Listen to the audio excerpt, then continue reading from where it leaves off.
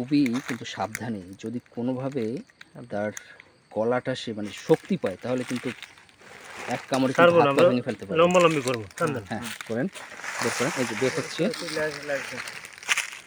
বের হচ্ছে। বাপরে, বিশাল বিশাল, কত বড় দেখেন। কত ফিট হবে আলম ভাই ধারণা? দেখেন 15 ফিট। এই যে ও কিন্তু যাওয়া শুরু করছে, যে ট্রেনের মতো সে কিন্তু চলছে, ট্রেন চলছে। দেখেন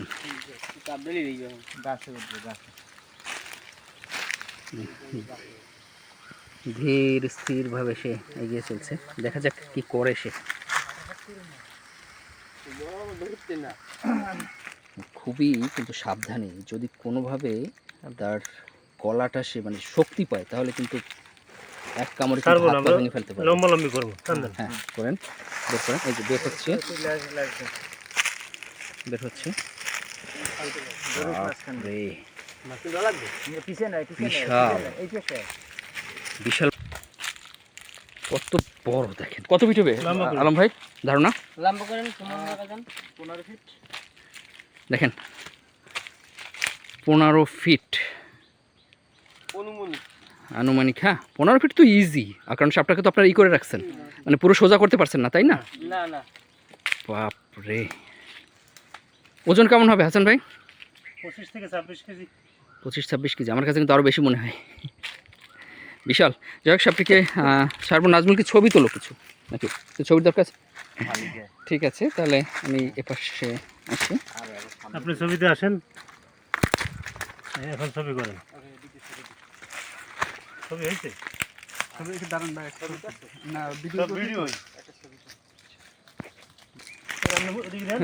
এখন সাপটিকে ছেড়ে দেওয়ার প্রক্রিয়া শুরু হয়েছে। ও ছেড়ে দিচ্ছে, খুব লাগে সব দেখাইছি না।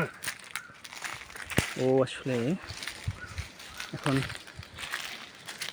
বিশ্রাম নিচ্ছে বলা যায়। শিকার দেওয়া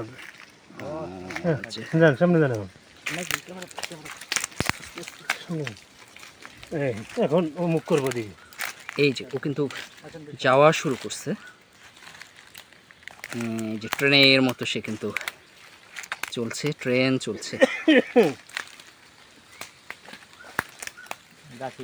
দেখেন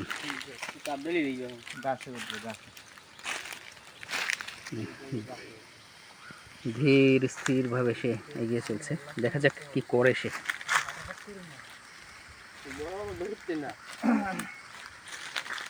মানে এর যে শারীরিক সাইজ, সে কিন্তু অন্য ছোট সাপ যখন ছাড়া হয় সে কিন্তু দৌড় দিয়ে চলে যায়। তো ওর শারীরিক বিশাল সাইজের কারণে কিন্তু দৌড়তে পারছে না।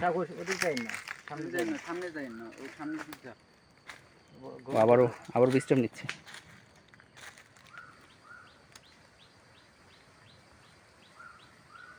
গতি এইভাবে,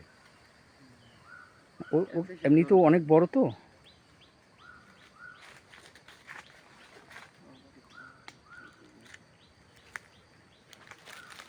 ভিতরে চলে যাচ্ছে, আমরা আর সামনে আগাচ্ছি না, ওর ডিস্টার্ব যাতে না হয়। অনেকদিন পর বিশাল এক সাপ আমরা অবমুক্ত করতে পারলাম, এবং অবমুক্ত করে আমরা আবার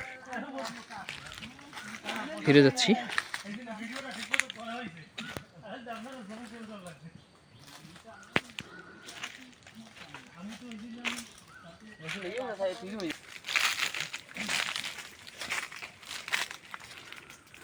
আমরা অনেক পথ বনের ভিতর থেকে হেঁটে, হাসান ভাই সবসময় পরিবেশ সচেতন, নদীর কাছাকাছি চলে আসছে। বস্তাটা করে সাপ নিয়ে আসা হয়েছিল, বস্তাটা কিন্তু আবার ফেরত নিয়ে যাওয়া হচ্ছে। আমরা এই বোটে করে এখন আবার ফেরত যাব।